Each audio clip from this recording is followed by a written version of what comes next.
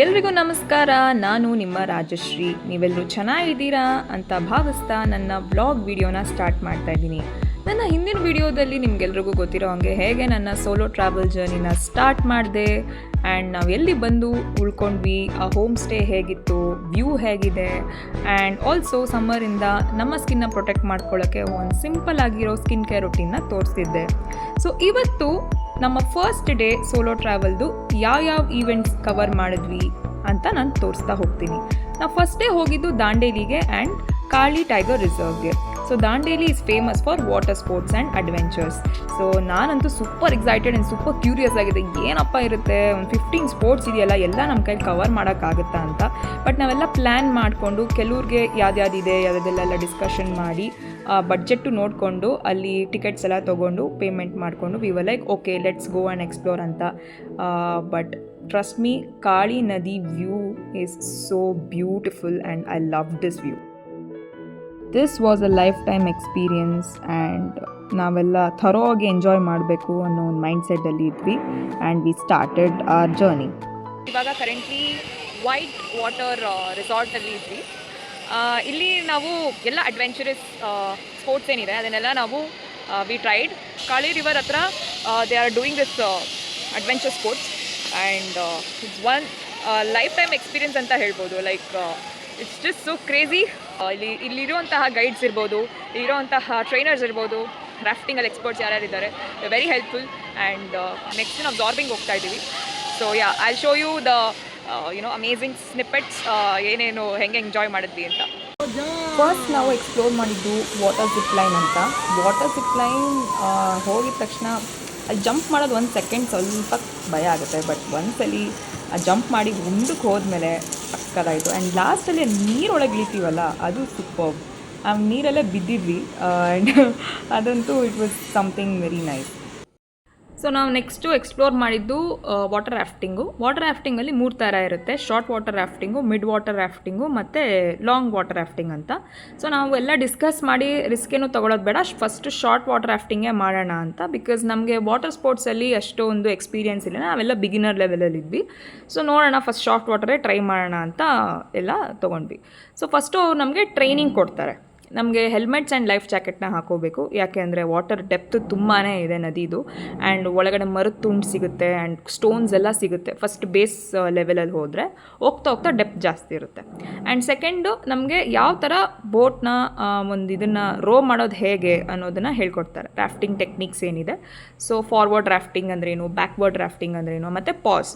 So pass ಮಾಡಿದಾಗ ನದಿನೇ ನಮ್ಮನ್ನು ಕರ್ಕೊಂಡು ಹೋಗುತ್ತೆ ಮುಂದಕ್ಕೆ. ಸೊ ಅವೆಲ್ಲ ನಾವು ನೋಡ್ಕೊಳ್ತಾ it was a good experience ನಮ್ಗೆ ಕಲ್ತ್ಕೊಂಡಿದ್ದು.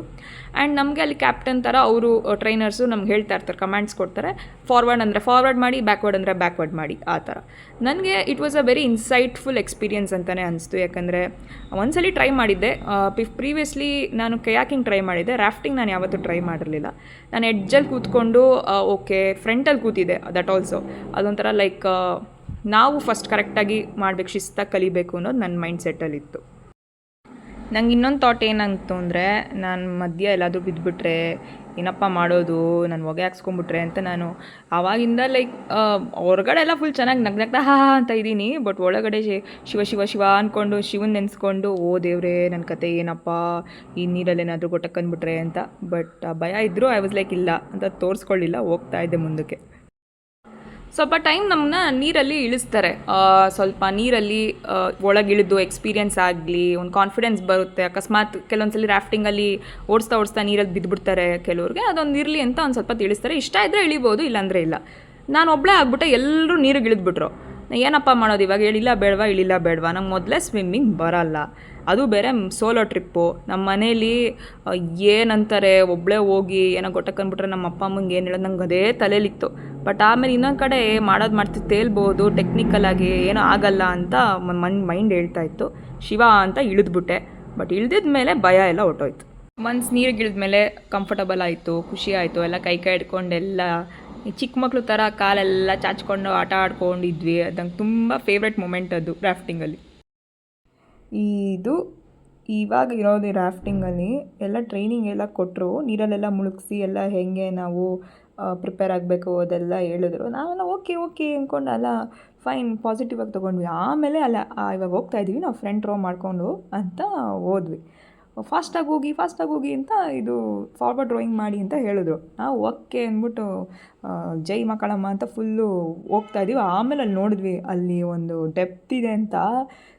ಇವ್ರು ಹಿಂದೆಗಡೆ ಕೂತವರೆಲ್ಲ ಯಾ ಹೋಗೋಣ ಅಂತ ನನಗೆ ಯಪ್ಪ ಜೀವ ಬಾಯಿಗೆ ಬಂದುಬಿಟ್ಟಿದೆ ನನಗೆ. ನಾನು ಮಲ್ವ ಮುಂದೆ ಕೂತಿರೋದು. ಆಮೇಲೆ ಇಮಿಡಿಯೇಟಾಗಿ ಒಳಗೆ ಹೋಗಿ ಕೂತ್ಕೊಳ್ಳಿ ಅಂದರು. ಆಮೇಲೆ ಇದ್ದು ಗುರು ನಾವು ನೀರು ಒಳಗೆ ಹೋಗಿ ಬಂದು ಬಾಯಲ್ಲೆಲ್ಲ ಅಯ್ಯೋ ದೇವ್ರೆ ಸಕ್ಕತ್ತಾಗಿತ್ತು. ಬಿಕಾಸ್ ನಾನು ಮುಂದೆ ಕೂತಿದ್ನಲ್ಲ, ನನಗಂತೂ ಫ್ಯೂಸೇ ಆಫ್ ಆಗಿಬಿಟ್ಟಿತ್ತು. ಬಟ್ ಚೆನ್ನಾಗಿತ್ತು. ಅದು ರಶ್ಶಲ್ಲಿ ಹೋಗೋದಿರುತ್ತಲ್ಲ, ಅದು ಸಕ್ಕತ್ತು. ನನಗೆ I thoroughly enjoyed it.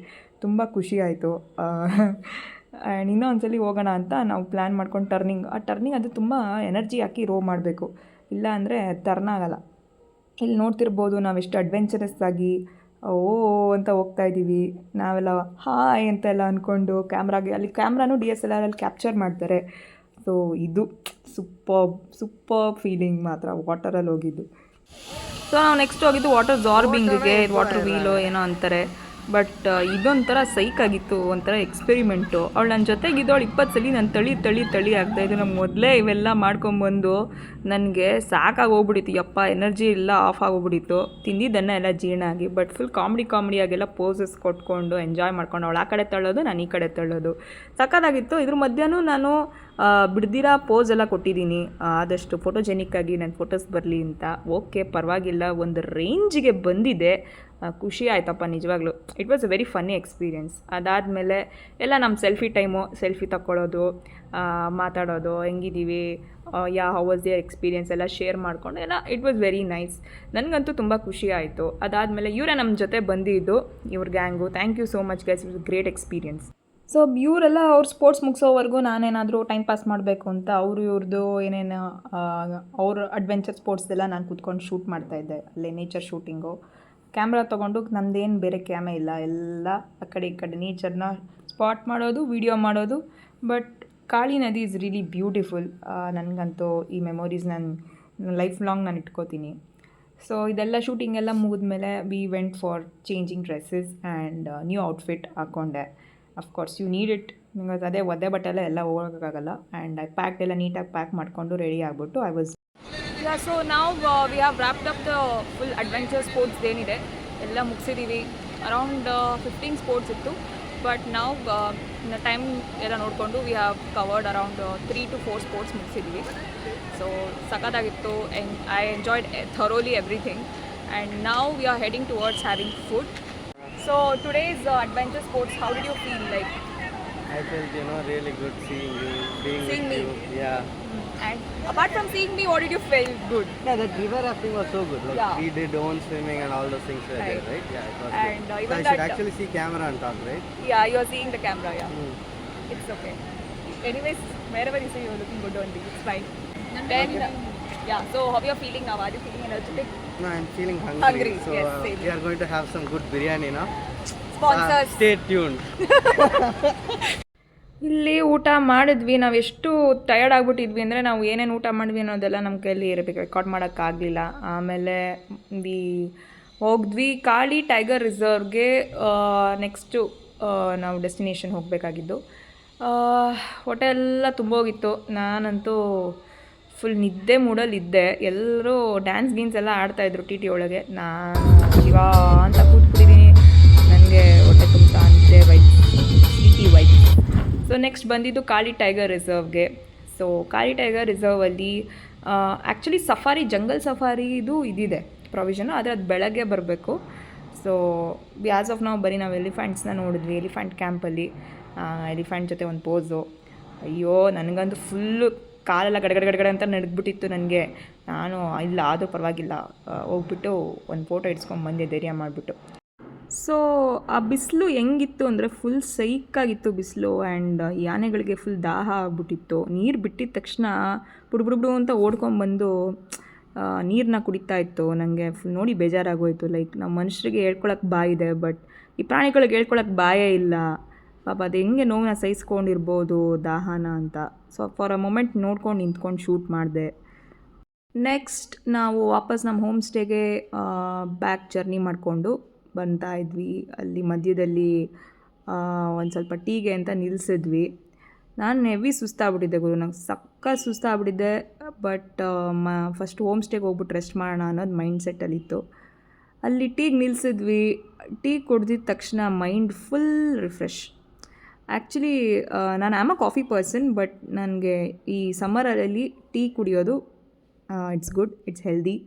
And ಎಲ್ಲರೂ ಟೀನ ಟೇಸ್ಟ್ ಮಾಡಿ ಚೆನ್ನಾಗಿದೆ, ಓಕೆ ಓಕೆ ಹಂಗೆ ಹಿಂಗೆ ಅಂತೆಲ್ಲ ಹೇಳ್ತಾಯಿದ್ರು. ನಾವು ಸಂಜೆ ಮತ್ತೆ ನಮ್ಮ ಹೋಮ್ ಸ್ಟೇಗೆ ಬಂದ್ವಿ. ಸಾಯಂಕಾಲ ಬರೋಷ್ಟರಲ್ಲಿ ಫುಲ್ಲು ಡೆಕೋರೇಷನ್ ಎಲ್ಲ ಮಾಡಾಕ್ಬಿಟ್ಟಿದ್ರು, ಲೈಟ್ಸು, ಒಳ್ಳೆ vibe. Camp fire already start ಮಾಡಿದರು, ಮ್ಯೂಸಿಕ್ ಹಾಕಿದ್ರು, ಸಕ್ಕತ್ತಾಗಿತ್ತು ಮಾತ್ರ. ನಾನು ಫುಲ್ ರೆಸ್ಟ್ ಮಾಡೋಣ ಅಂದ್ಕೊಂಡಿದ್ದವಳು, ನನ್ನ ಮೈಂಡೇ ಚೇಂಜ್ ಆಗೋಯ್ತು. ಫುಲ್ ಫ್ರೆಶ್ ಅಪ್ ಆಗಿಬಿಟ್ಟು ಬೇರೆ ಔಟ್ಫಿಟ್ ಹಾಕ್ಕೊಂಡು ಬಂದು I was ready for the camp fire ಡಾನ್ಸ್ಗೆ. ಆ್ಯಂಡ್ ಸಖತ್ ಎಂಜಾಯ್ ಮಾಡಿದ್ವಿ ಕ್ಯಾಂಪ್ ಫೈರಲ್ಲಿ.